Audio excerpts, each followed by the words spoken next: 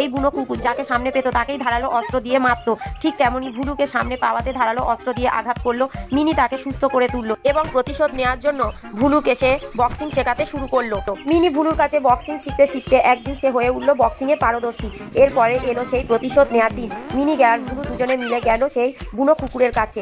বুনো কুকুরের সঙ্গে বক্সিং করে ভুলু বুনো কুকুরকে দিল হারিয়ে এবং হারানোর আনন্দেতে মিনি আর ভুলু দুজনে মিলে আনন্দের সঙ্গে পার্টি করলো। লালু ও ভুলুর মধ্যে কথা কাটাকাটি হওয়ার সময় লালু ভুলুর মাথায় করে মারলো। মারার পরে ভুলুকে অজ্ঞান করে দিল।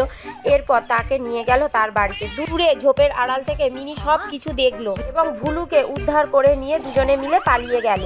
চিকেন বানানা চিকেন বানানা, মনটা চিকেন চিকেন করছে, দেখি যাই। কিরে ভালো আছিস?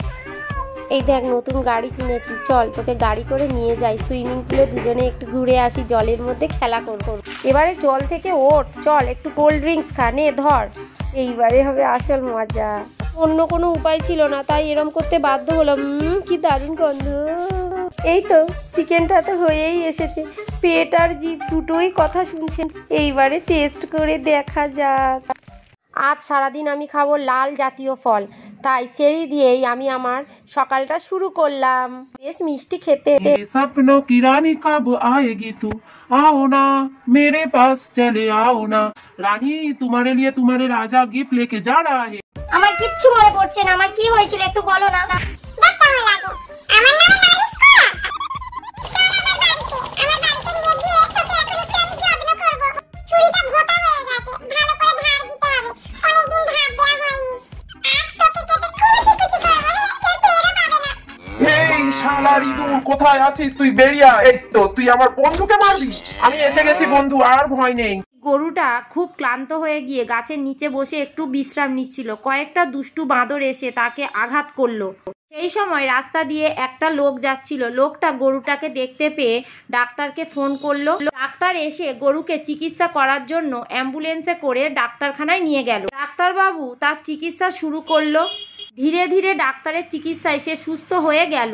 বন্ধুরা, এই ডাক্তারের জন্য তোমরা একটা লাইক, শেয়ার আর সাবস্ক্রাইব করতে ভুলো না। বন্ধু আমাকে বাঁচা। কি হয়েছেটা কি? বলছি সব বলছি। আজ সকালে গিয়েছিলাম জঙ্গলে শিকার করতে, দেখি একটা বুনো মোষ আমার সামনে দাঁড়িয়ে আছে। সে আমাকে তাড়া করলো, আমিও দৌড়াতে থাকলাম। তারপরে আমাকে মারধর করতে শুরু করলো, আমাকে মেরে একদম পাট করে দিয়েছে। এখন আমি ঝুলছি বন্ধু। চিন্তা করো না, আমি যাচ্ছি এখন। এই দাঁড়া বলছি, তুই আমার বন্ধুকে মেরেছিস, তোর একদিন কি আমার একদিন। থ্যাংক ইউ সো মাচ বন্ধু। তুমি না থাকলে এতক্ষণে আমি স্বর্গেই যেতাম। উফ, আজ কি গরমটাই না পড়েছে, আর রোদেরও বড্ড তেজ। এই হলো, এই কেরম করলি? হ্যাঁ দেখাচ্ছি তোদের মজা। আমার মাথা বিশাল গরম করে দিয়েছিস তোরা যেখানেই থাকিস, তোদের আমি খুঁজে ঠিক বের করব। এই তো দেখতে পেয়েছি, বেটা নিজের বাসায় বসে আছে। উফ বাবা, এই পাহাড় বেয়ে ওটা কি কম কষ্টের?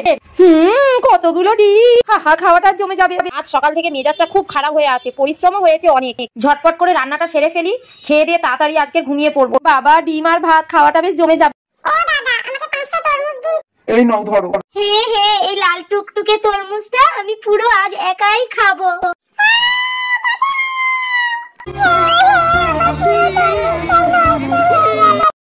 আমি সেই দিনই লজ্জা পেয়েছিলাম। ব্যাকরণ ক্লাসে বাংলা ম্যাডাম বলেছিল লিঙ্গ বের করো, আমি একে একে ধরবো। আমি না সেই দিনই খুব লজ্জা পেয়ে গিয়েছিলাম। ছোট্ট হাঁস ও বিড়াল দুজনের মধ্যে ছিল খুব ভাব। দুজন দুজনের চোখে হারাতো। তারা দুজনে একসঙ্গে সব জায়গায় ঘুরে বেড়াতো, খেলতো। গাজর খাওয়ার সময় এই ছোট্ট হাঁস হয়ে পড়লো অসুস্থ। তখন এই বিড়াল ছানা তার বন্ধু হাঁসকে বাঁচানোর জন্য মরিয়া হয়ে উঠলো এবং তাকে নিয়ে গেল হসপিটালে ভর্তি করতে। চিকিৎসা করে ধীরে ধীরে হাঁস সুস্থ হতে লাগলো। বন্ধুরা, এই অসুস্থ হাঁসের জন্য একটা তোমরা লাইক আর সাবস্ক্রাইব করে দিও।